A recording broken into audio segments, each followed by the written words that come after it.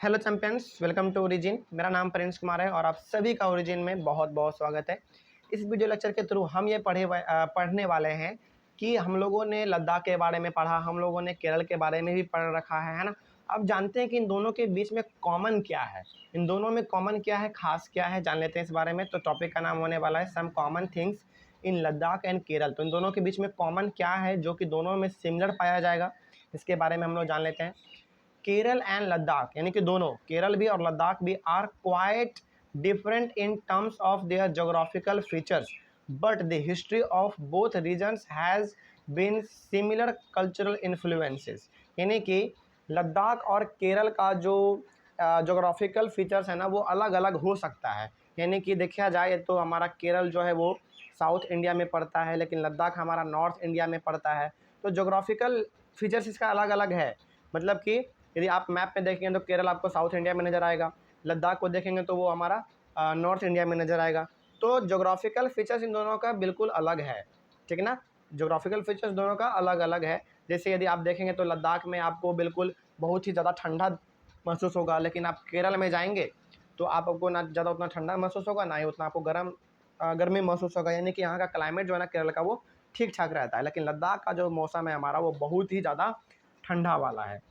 लेकिन इन दोनों में कुछ कॉमन भी है। क्या कॉमन है? But the history of both regions has been similar cultural influences. यानी कि इन दोनों का जो इतिहास रहा है ना, इन दोनों का जो हिस्ट्री रहा है, यदि हम लोग हिस्ट्री पढ़ेंगे इन दोनों के बारे में तो आपको इनमें बहुत कुछ कॉमन नज़र आएगा।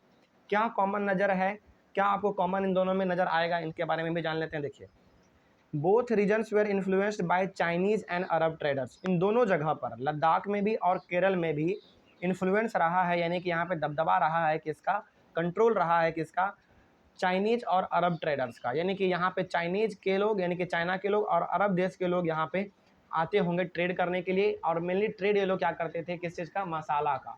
जैसे क्लोव हो गया, हमारा कार्डेमम हो गया, है ना।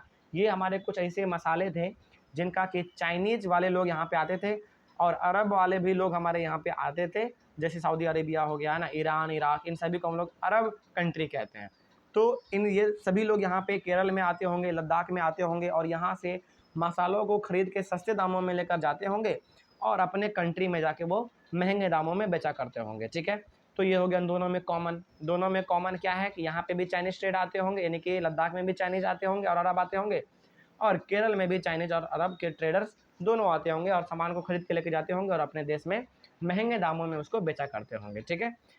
आगे बढ़ते हैं फिर। It was the geography of Kerala which allowed for the cultivation of spices and Ladakh allowed for its pashmina wool. अब देखिए यहाँ पे दोनों में कॉमन क्या है।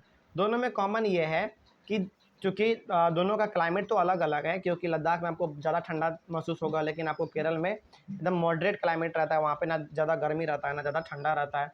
तो जो हमारा केरल का जो क्लाइमेट है ना वहाँ का, वहाँ पे आप अच्छी तरीके से स्पाइसेस का खेती कर सकते हैं, यानी कि मसाले का आप खेती कर सकते हैं।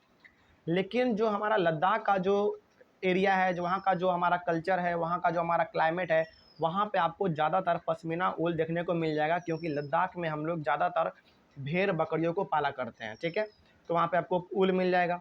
Both two things attract traders to these regions. और इन दोनों जगहों पर केरल में मेनली लोग आया करते थे मसालों को खरीदने के लिए, क्योंकि यहाँ पे मसाला हमारा बहुत ही सस्ता मिलता था और गुड क्वालिटी का मिलता था। लेकिन लद्दाख में लोग आते थे खरीदने के लिए यहाँ के पश्मीना ऊल को, क्योंकि इसके जो पश्मीना ऊल था ना वो पूरे दुनिया भर में छाया हुआ था। बात आप समझ पा रहे हैं। तो दोनों में कॉमन ये हो गया कि दोनों में अलग अलग देशों से यहाँ पे लोग आते थे खरीदने के लिए सामानों को, और खरीद के सस्ते दामों में लेके जाते थे और अपने कंट्री में जाके महंगे दामों में उसको बेचा करते थे, ठीक है। तो इन दोनों में ये कॉमन हो गया। तो याद रखिएगा कि केरल में मेनली लोग आते थे किस चीज़ को खरीदने के लिए, मसालों को खरीदने के लिए, और लद्दाख में लोग आते थे पश्मीना ऊल को खरीदने के लिए, और जो कि यहाँ पे लोग सस्ते दामों में खरीदते थे और अपने कंट्री में जाके महंगे दामों में बेचा करते होंगे, ठीक है।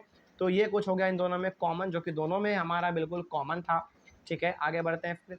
आगे हमारा है टॉपिक यूनिटी इन डाइवर्सिटी। इसको हम लोग अपने नेक्स्ट वीडियो में पढ़ेंगे। तब तक के लिए थैंक यू वेरी मच।